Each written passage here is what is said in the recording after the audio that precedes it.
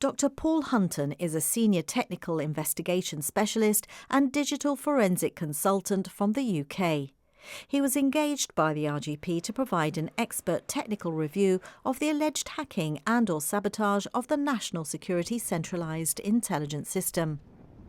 The police operation was called Operation Delhi, and it would see criminal charges brought against three men, Thomas Cornelio and John Perez, who are former Bland employees, and Caine Sanchez, who's a civil servant. Dr. Hutton produced his 13-page report in July 2021, after the men were charged with conspiracy to defraud, computer misuse and misconduct in public office offences. He was tasked with finding out whether the men had unlawfully accessed and modified computer code relating to NSCIS. 6 key areas were investigated using only a partial assessment of the complex data that was provided to him. One of those tasks was to examine whether Thomas Cornelio, the chief architect, lead developer and administrator of NSCIS, had introduced weaknesses into the system by use of a logic bomb.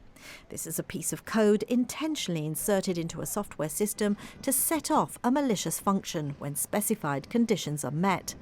However, Dr. Hutton says, without rebuilding the application and database in full and running the code in a controlled environment, which is a significant task, it's not possible to confirm at this time if the code in question was called and run by the NSCIS platform. On whether Mr. Cornelio had accessed the database after the 4th of October 2018, when he was no longer employed by Blands, Dr. Hutton says this is beyond the scope of the assessment. The Hutton report concludes it's not been possible to distinguish between legitimate development activities or deliberate and malicious system interference.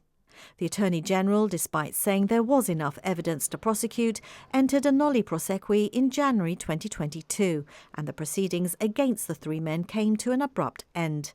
They have always maintained their innocence.